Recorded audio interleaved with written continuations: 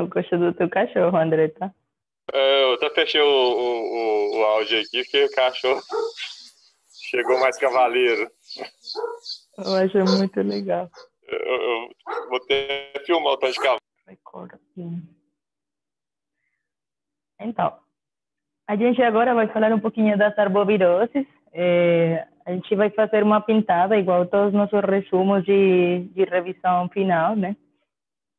Vamos falar um pouquinho de dengue, mais a fundo de dengue, pela importância epidemiológica, mas vamos dar um pouquinho de chikungunya e zika. Só que a gente precisa fazer o paralelo das três, então por isso vamos pegar as três na mesma apresentação, tá?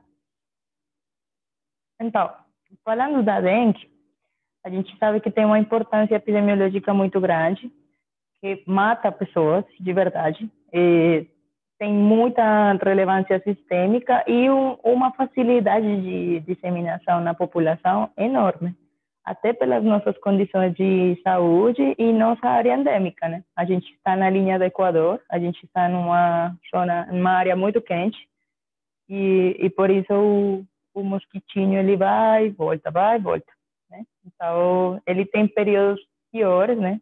Normalmente quando tem muito calor ele vai ser distribuído, né?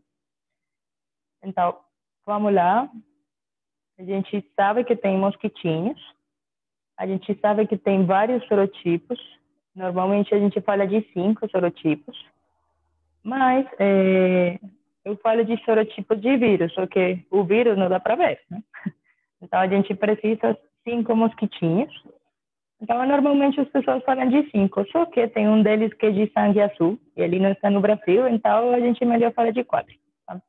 De entrada, a gente já sabe que vai ter 4 serotipos do vírus, e que a primeira picadura aparece a dengue febril, que é a dengue tranquila que todos nós tivemos, tá? Então, a dengue febril, a gente já sabe que tem febre, que tem mialgia, cefaleia, dor retrocular, incluindo sangramento, tá? Pode ter sangramento. Isso dá com a primeira picadura do primeiro mosquitinho. Sim? Então, quando a gente tem esse é o maior contágio, essa é a maior taxa de transmissibilidade, essa é que todo mundo já teve. Só que quando a gente é picado pelo primeiro mosquito, né? É o Aedes aegypti, é diferente do que a gente já viu na primeira aula. Aí a gente vai e tem uma defesa para ele. Só que, transitoriamente, também tem para os outros, sim? Então, eu já falei que a primeira picadura aparece só o dengue febril, que na classificação é dengue febril e dengue grave, mas a gente já vai pegar o grave. E aí, de 2 a 3 meses, a gente é ninja para qualquer sorotipo. Então, a gente consegue acabar todos os outros e tal. Só que depois desses 2 ou 3 meses, ele tem uma imunidade transitória. Então, depois desses 3 meses, a gente já fica imune para o mesmo sorotipo. Tipo, aquele branquinho, aquele alvo, já a gente matou, já desapareceu. No sistema imune, a gente vai se defender dele. Só que pelas substâncias deles e pela imunidade, se chega outro sorotipo e pica a pessoa, normalmente vai ser uma coisa grave, né? Ali vai evoluir para a doença grave. Então, na primeira picada, não é comum que ele evolua para a doença grave, mas depois que ele passa o período de imunidade transitória, ali pode ser picado de outro sorotipo e aí vai ter a doença.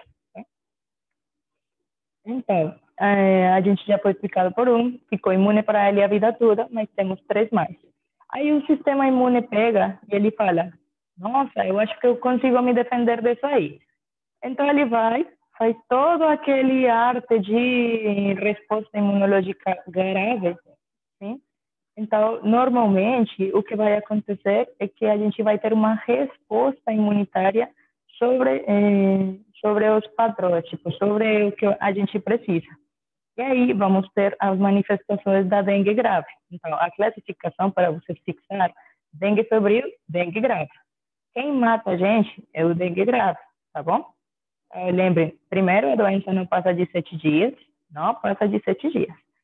Mas quando já é a segunda picadura, a resposta imunológica pode ser muito grave. Pode dar na primeira picada, pode, mas não é o comum. Né? Então, na dengue grave, a gente tem choque, sangramento grave ou disfunção de órgãos. É muito fácil que vocês lembrem, por quê? Porque a gente normalmente sabe que um paciente grave é um doente grave mesmo, né? Então, se tem um paciente com choque, sem importar a doença que ele tiver, ele vai ser grave. Se tem um paciente com sangramento grave, nossa, não dá para a gente ficar ali olhando o sangramento grave. Ele é grave, né? Tem sangramento de mucosas, tem sangramento que tem a dificuldade para fazer a parada, né, e tal. Ou uma disfunção de órgãos. Disfunção de órgãos é grave em qualquer doença.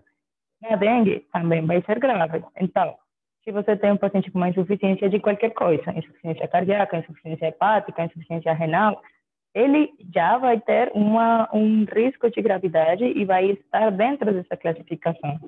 Sim? Então, eu quero que vocês lembrem muito bem disso, porque a gente tem um caminho especial para ir da dengue febril para a dengue grave. Até porque a pessoa acha que ela já está bem, sim? Sim? Ele já se sente bem, tem 2 dias que passa a febre, porque é um síndrome febril, né? A dengue vai começar com febre, tipo, não existe dengue sem febre. Mas o cara pega, não, eu já tive dengue, então eu agora vou ficar bom. Já passaram 2 dias, já fiquei bom, então agora estou bem. Quando a doença faz a resposta imunológica muito grave, ali acontece mais ou menos entre o quarto, quinto e sexto dia, tá? Ali ele faz um choque, então já não vai ter as primeiras manifestações que a gente está vendo aqui, que tipo febre, moleza e cansaço, náuseas, vômito e tal, não. Vai ter todas as outras coisas graves, né? A dificuldade para respirar vai ser grave, né? Em qualquer doença ela vai ser grave. Perda da consciência, lógico, vai ser grave, né? Sempre que tenha uma alteração da consciência, qualquer doença que for, vai ser grave. Vômitos incoercíveis, vômitos intensos. Lógico, uma desidratação muito severa acontece na dengue, porque ela tem uma perda para os terceiros passos, mas eu vou falar também um pouquinho disso. Fortes dores abdominais, normalmente está associada com essa translocação de líquido do espaço intravascular para extra, e a pele vai ser pálida, fria e úmida, tá bom? Então, esse tipo de coisas vocês precisam saber. Por quê? Porque o paciente vai estar chocado normalmente, né? E aí a gente normalmente fica muito grudado com a tensão arterial como tal. E o paciente pode ter uma tensão arterial normal. E ali a gente fica fora dos padrões normais, lá no paciente de trauma, no paciente da emergência, mas aqui é diferente, tá?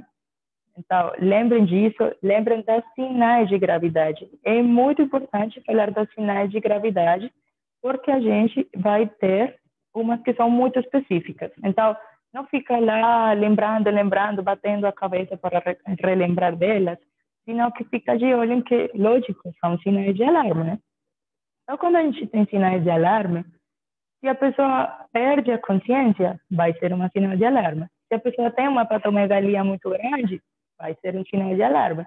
Se está sangrando por quanto lugar, pelas mucosas e tal, é um sinal de alarme, né? São sinais de alarme. Tipo, o nome fala, e isso é muito questionado normalmente, tanto pelos professores. É importante na clínica, porque esse tipo de coisas são as que falam na gente que o paciente vai morrer ou não, tá?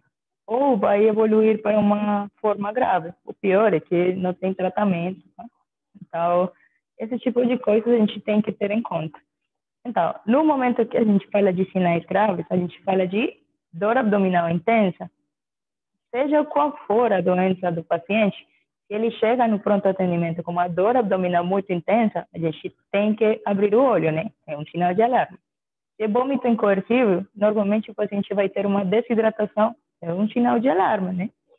Se tem um acúmulo de líquido cavitário, lógico, ele pode ter edema, ele pode ter sinais de desidratação, então, lógico, vai ser um sinal de alarme. Hipotensão postural, lipotímia, hepatomegalia, como eu já falei, um aumento no fígado vai ser grave. vai ser uma sinal de alarme. Então, o paciente tem que ser bem avaliado, tem que ser bem examinado e a gente tem que ficar muito de olho nesse tipo de coisa. Sangramento de mucosa, bom, sangramento na dengue a gente pode ter em qualquer local, tá? Lógico, se é aquele dengue febril, a primeira apresentação, a primeira vez, ele pode ter um sangramento da pele, tipo aquelas petecas pequenininhas, até a prova do laço positivo. A prova de laço não é sinal de alarme, tá? A prova de laço é sangramento induzido na pele, tá? Agora a gente vai tocar um pouquinho da prova do laço. Mas o sangramento de mucosa, sangramento de gengiva, sangramento lá, a gente tem que ficar de olho, porque ele é um sinal de alerta, tá? Agora, alteração de nível de consciência, não dá nem para pensar se isso é um sinal de alarme ou não. Todo rebaixamento de consciência, a gente tem que ficar de olho no paciente. E aumento de hematócrito, é muito importante vocês lembrar que o aumento do hematócrito significa que o paciente está ficando com está ficando com a sangue, está ficando desidratado, está ficando com uma maior dificuldade para levar o oxigênio, né? Então, o aumento de hematócrito e diminuição de plaquetas, normalmente, a gente pode ficar de olho nesse exame. É um dos exames que mais ajuda, eu digo, o hemograma. A gente vai ficar de olho também nas signos vitais do paciente, que ele não tiver hipotensão, taquicardia, extremidades frias, pressão convergente. Lembrem da pressão convergente. Quando a gente tem uma pressão convergente, a gente pode ficar de olho em que o paciente está tendo alguma alteração sistêmica de compensação, tá? O pulso filiforme, lógico, a gente vai entender que ele está meio de choque, tá? Então, lembrem, não é só hipotensão, é tudo junto. Vamos lá. Aqui a gente falou das sinais de alarme. Não esquece, não fique lá grudado. Eu tenho que lembrar que são tantas. Não fica aí. É só a história natural da doença, mas ficar de olho. Quando a gente já tem uma suspeita, a gente fala de quê? Que a gente tem que ver que não esteja no clima, que não seja propício para o crescimento do mosquito, né? Se a gente está no frio, né? O mosquito congela, não só o mosquito, o vírus também. Então, tem que ter uma suspeita de um local com doença, local com transmissão, local com condições ambientais propícias para a gente ter o dengue lá. Se tem febre de 2 a 7 dias, ele pode ter dengue. Tomara que seja febril, mas aqui a gente não está para falar só do dengue febril, tá? E, além da febre, tem que ter mais dois dos seguintes critérios: náuseas e vômitos, exantemas, né? Mialgias, artralgias, cefaleia, aquela dor retroorbital que muitos livros falam, que é quase de livro, que as pessoas falam, que é aquele dor retroorbital de dengue, ele pode aparecer como sinal de dengue em qualquer prova. As petequias não são sinal de alarme. As petequias podem acontecer na dengue febril, tá? Não esqueça disso. E falando um pouquinho da prova do laço, eu quero que vocês lembrem que ela é uma prova que induz o sangramento cutâneo. Então, induzindo o sangramento cutâneo, a gente não vai falar que é uma sinal de alarme, porque ela não é uma sinal de alarme, tá? Ela é só uma prova para ver que o paciente tem um aumento da permeabilidade vascular. Também pode ter uma leucopenia, tá? E a prova do laço é o seguinte: eu vou falar para vocês que a gente faz um quadradinho no antebraço do paciente, sim? De 2,5 centímetros e fecha. Normalmente ela é positiva quando o paciente tem mais de 20 petequias lá dentro, sim? Se tiver mais de 20 petequias lá dentro do quadradinho, a gente fala que é uma prova positiva, tá? Só que nas crianças a gente vai dar um limite menor, sim? Lembre, não é sinal de gravidade, porque às vezes as provas botam essa pegadinha, sim? Como sinal de gravidade. Como a gente faz? Lembra, fazer a pressão arterial média no braço, sim? E ali deixar 5 minutos. Na criança, deixa 3 minutos. Tá bom. É assim, suspeita, febre, mais 2 critérios seguintes e a prova do laço. Fica isso, que isso é bem importante. mais ainda para a prova e para diferenciar os dengues graves e os sinais de alarme. Tá. Agora, falando um pouquinho da avaliação hemodinâmica, eu peguei uma tabela do Redbook, que eu achei muito boa, porque ela tem o resumo do que a gente acabou de falar. E aí é só para fixar, né? Então, os nossos parâmetros de fixação são esses daqui. Então, a gente vai falar da frequência cardíaca, como está nas extremidades do paciente, a intensidade do pulso periférico, enchimento capilar, pressão arterial, ritmo respiratório e diurese. Todos eles, normalmente, a gente tem que avaliar no paciente qualquer um. Sim? Só que ali a gente vai ver se ele está um pouquinho descompensado, né? Ou se ele já descompensou. Isso daqui é para o dengue grave, tá? Então, se a gente tem choque ausente, a gente está falando de um quadro muito tranquilo, está falando de um paciente normal, que tem uma frequência cardíaca menor de 100, maior de 50, que tem uma temperatura normal, sim, que tem pulso forte, palpável, que tem um enchimento capilar normal que é menor de 2 segundos, sim, tem uma pressão arterial normal, um ritmo respiratório normal, uma diurese normal, que é de 1,5 a 4 mililitros por quilo-hora. Já quando a gente está começando com sinais de choque, pode perceber ou não. Então, por isso aí, a gente precisa fazer uma avaliação sintomática. Olha que a única coisa que a gente olhou de novo ali é a oligúria. E é meio que fazer uma monitorização da urina do paciente. Então, a gente não fez nenhuma prova além de as coisas normais, o que a gente, como médico, tem que fazer. Ali, tomando a frequência cardíaca, na fase inicial do choque, está taquicárdico, as extremidades começam a ficar frias, o pulso fica um pouco mais perdido, o enchimento capilar começa a prolongar, a redução da pressão do pulso começa a diminuir, sim? Tem taquipneia e começa uma oligúria, né? Não é tão severa como no choque com hipotensão, mas já começa, tá bom? Então, lembre que a gente não tem nenhuma dificuldade em avaliar o paciente e ficar de olho. Tipo, o olho clínico, ele também ajuda para fazer. Nossa, esse paciente vai ficar bem ou vai ficar muito ruim. Continuamos aqui. A gente tem um laboratório, laboratórios inespecíficos, como sempre, e laboratórios específicos, mais ainda falando de vírus.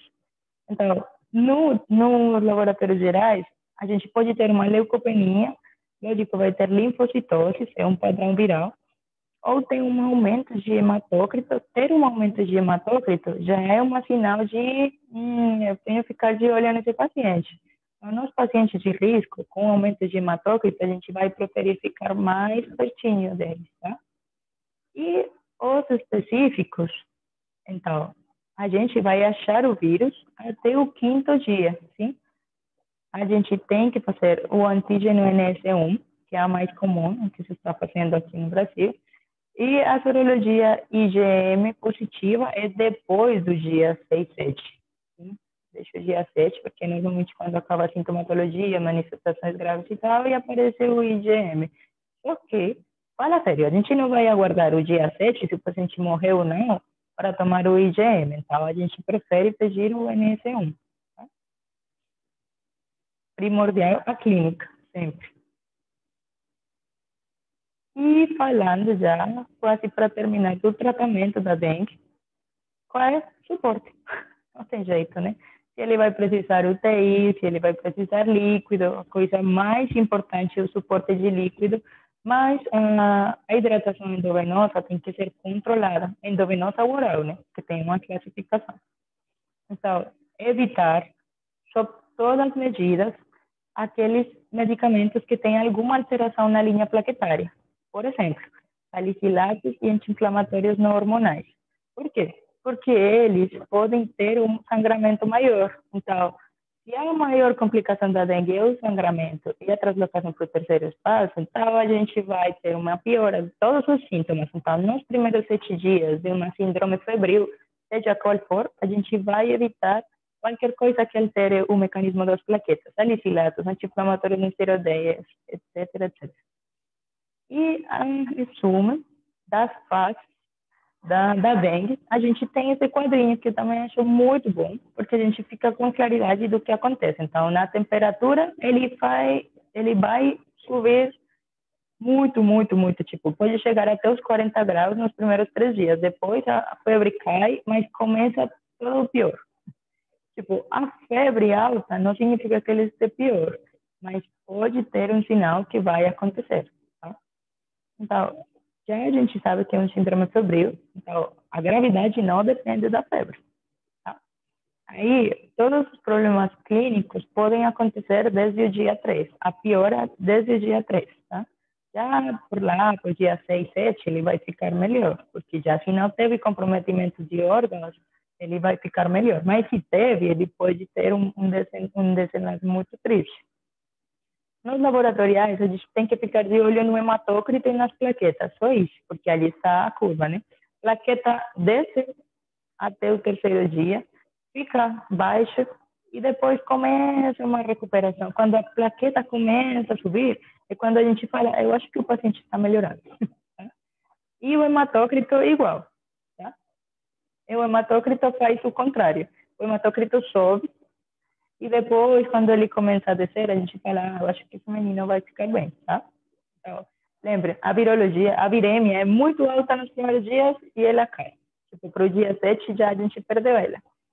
E a infecção primária, ela vai fazer uma imunoglobulina depois lá da recuperação, tipo, depois do 7º dia. Tá bom? Na secundária, por outro lado, ele já entra com IgG. E como ele entra com IgG alta, ele pode fazer os comprometimentos de órgãos, nessa etapa vermelha que está ali.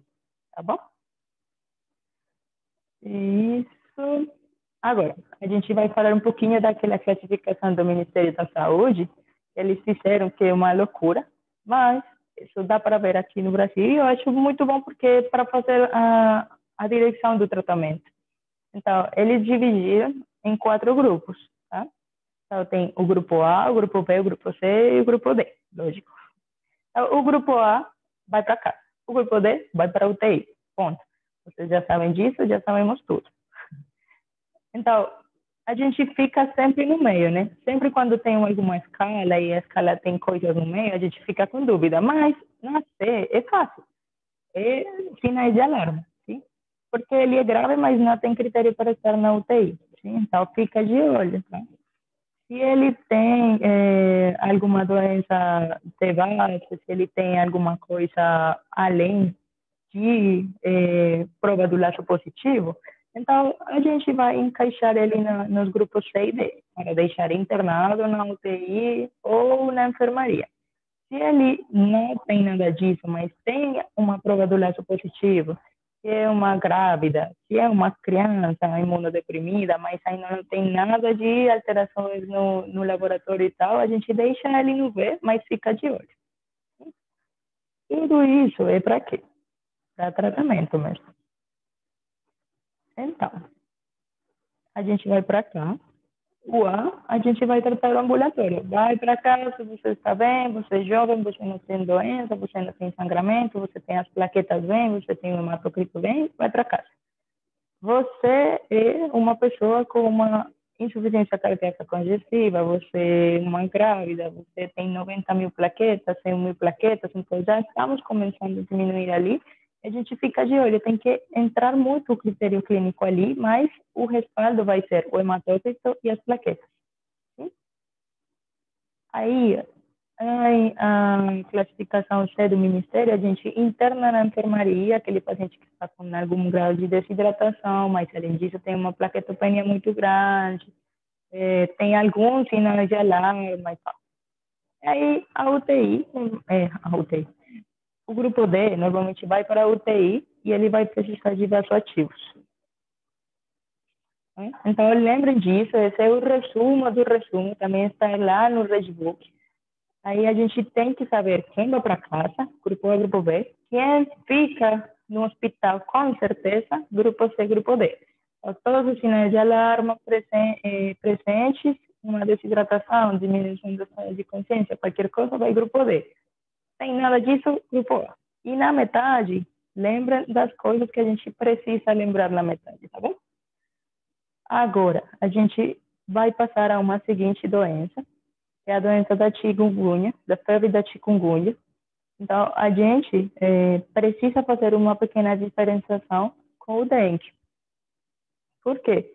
Porque ela, normalmente, tem algumas coisas que a gente precisa diferenciar. No começo, o tempo de incubação, o tempo de sintomas é igual que a dengue. Sim? É mais ou menos 7 dias. A viremia é de 2 a 3 dias após a infecção. E o 30% dos pacientes... acho que congelou. Tinha congelado. Então, ele é um síndrome febril.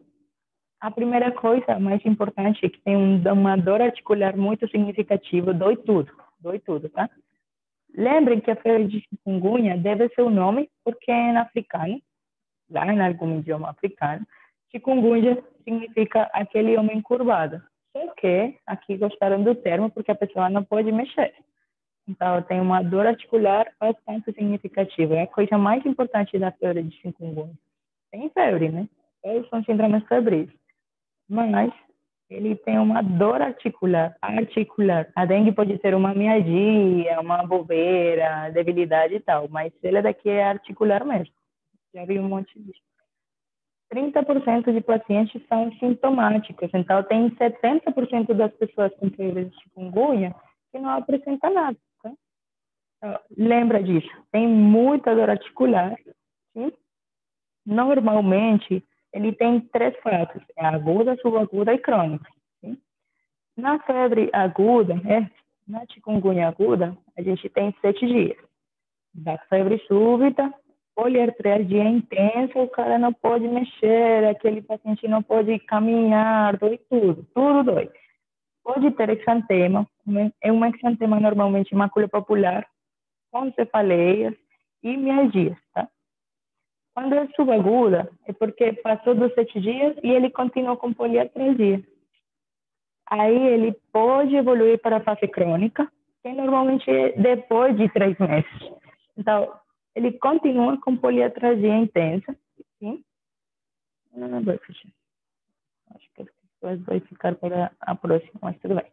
A crônica ocorre após 3 meses.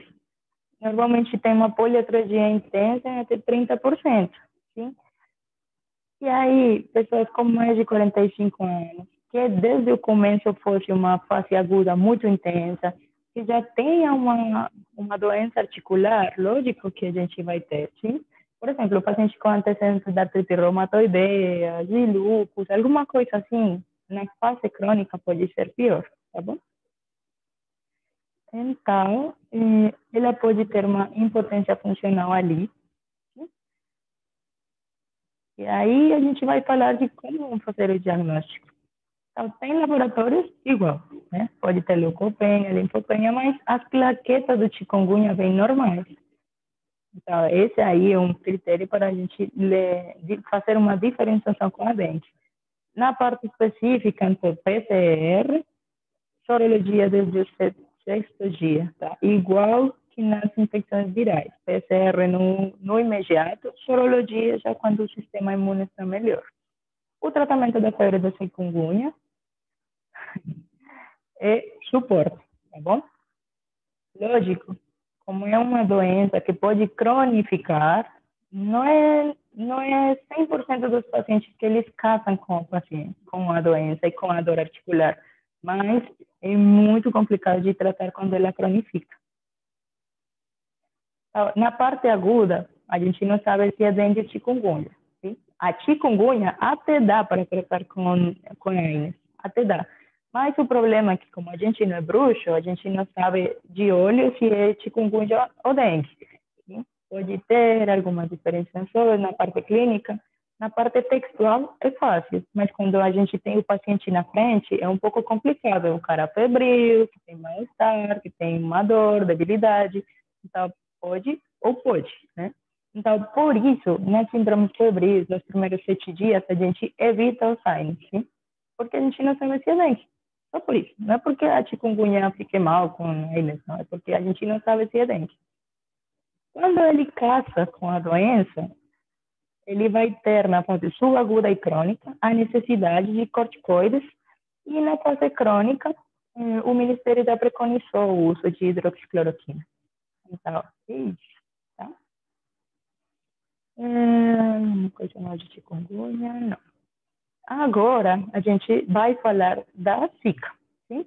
Então, falando da Zika, a gente tem que lembrar que foi na moda, que os pacientes estavam pegando ele, não estavam sabendo, e o neném estava indo com microcefalia. Então, é isso porque a gente vai nombrar ele. Mas, na verdade, é uma doença relativamente nova. Pode ter a pessoa e nunca sentir nada. Sim? Então, menos de 20% dos pacientes que têm Zika, eles vão ter sintomas. O problema da Zika é as mamães, né? As pacientes grávidas e as complicações que ele pode ter. Outra coisa que as provas conseguem indagar muito é o tipo de transmissão. Por quê? Porque normalmente a dengue e chikungunya é só pela picada do mosquito. Então, controlando a picada do mosquito, meio que dá para controlar tudo. Mas o Zika não. O Zika transmite por todo lado. Sim? Ele vai na picadura, lógico, mas tem uma transmissão sexual. Até no sêmen ele pode ir. Então, se você fala para seu paciente, para a sua paciente, senhora, eu preciso que você utilize camisinha, ela possivelmente utilize, possivelmente não, né? Se ela já está grávida, não entende a importância do uso da camisinha se você não explica com certa delicadeza disso. Transmissão vertical, lógico, né? Lógico, de fato, as complicações mais graves da Zika têm que ver com a transmissão vertical. Em hemoderivados, cuidado com os pacientes que precisam de sangue e com e com os doadores de sangue. Nos transplantes, e a coisa mais importante da Zika é isso, as complicações. Por quê? Porque ela pode fazer umas complicações intrauterinas, a gente não vê, e ele pode fazer, não é que vai fazer, pode fazer com síndrome de Guillain-Barré ou com uma microcefalia. É a coisa mais relevante, tá? Essa parte daí, eu acho que é o que a gente tem que saber da Zika. E aqui, a gente tem que falar que muito pouca parte da população vai ter sintomas. Os sintomas podem ser variados, algo de febre, algo de debilidade muscular, sim? O exantema, e normalmente até 7 dias. As 3 doenças, 7 dias. Então, é muito rápido para a gente fazer a diferenciação. Febre baixa. A Zika tem uma febre menor que as outras duas. Ela tem um rash, tem edema nas extremidades, pode ter uma artralgia, pode, tá? Mas não é igual que o chikungunya, tá? Prurido, as outras não têm prurido. Vocês não escutaram prurido nem na chikungunya, nem no dengue. E o laboratório do Zika é bem parecido às outras duas. Então, nos primeiros dias da PCR, depois do dia 5 ou 6, a gente vai fazer uma sorologia específica. Para quê? Normalmente, a gente precisa saber se tem aquele risco da microcefalia nas gestantes. Então, por isso, a gente vai fazer a sorologia. E falando um pouquinho de tratamento, qual é o tratamento das 3? Não esquece, é suporte. E outra coisa que a gente vai lembrar a partir de sempre é não AINES. Os primeiros 7 dias, não AINES. Até porque a variedade de apresentação da dengue é muito e a gente prefere cuidar das plaquetas. Tá bom? Agora, eu tenho 1, 2, as 3, eu consigo diferenciar fácil? Não. Normalmente, essa diferenciação é retrospectiva. Já quando a gente olha para trás e vê, eu tive tal coisa, eu tive tal outra. Mas, no momento, a gente tem que ficar de olho com o tratamento sintomático, com o tratamento de suporte e controlando o síndrome febril. Tem algumas coisas que dá para diferenciar na hora aguda, mas, normalmente, é em retrospectiva. Então, normalmente, a dengue mata, né? Então, a dengue mata. Se o paciente não morreu, possivelmente teve alguma das outras ou dengue não grave. Ele pode ter febre alta, mialgia, sangramentos. A dengue, ela não vem com conjuntivite. Por outro lado, a chikungunya não mata. Quer dizer, chikungunya e Zika podem matar. Todas as doenças podem matar uma pessoa, mas elas não vão matar por sangramento, que é o problema da dengue. A maior taxa de mortalidade da dengue é por sangramento. As outras duas, elas podem fazer uma mortalidade mais por outras complicações, respiratórias, choque, algumas outras coisas que não têm que ver com o sangramento. A chikungunya, vocês têm que lembrar que na sintomatologia tem uma artralgia muito intensa, muito intensa. Pode ter exantemas e a conjuntivite até poderia, mas não é tão comum como no Zika. Zika não mata, tem prurido de exantema, conjuntivite e as dorzinhas. Tipo, não é aquela dor da chikungunya nas articulações, nem no músculo da dengue, porque a minha dia na dengue é bem exponencial, tá?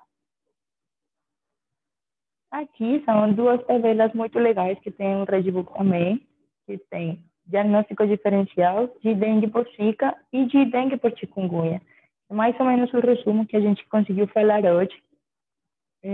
A intensidade da febre, exantema, esse tipo de coisa vocês já podem fixar, né? Os paraclínicos a gente já falou um pouquinho. E sempre a gente precisa falar um pouquinho das precauções contra o mosquito da dengue. Sim? Então, sempre limpeza dos ralos, porque ela pode cair tipo, numa questão aberta. Então, o que medidas você vai falar para o paciente? E além do paciente, a gente tem que falar para nós, né? Então, guardar pneus em locais cobertos, esticar lonas, guardar baldes com boca virada para baixo, tá? Evitar todas as coisas que sejam de depósito de água, tá? Guardar tudo, manter limpas as piscinas, todo tipo de coisas a gente precisa lembrar. E esse é o esquema da apresentação de hoje. Eu tenho a costume de compartilhar com vocês. A gente falou do que é a dengue. Por que da dengue? Porque chikungunya e Zika é mais para fazer a diferenciação, o diagnóstico diferencial, tá? Então, lembrem dos sinais de alarme, é muito importante, que é a prova do LAS, como fazer o diagnóstico, o quadro clínico e a classificação do Ministério em coisinhas, tá? A, B, C, D. E é bem isso por enquanto. Agora vem a parte das questões. Só que eu acho que a gente Eu vai acho ter que que a voltar de gente novo. isso fecha e entra de novo para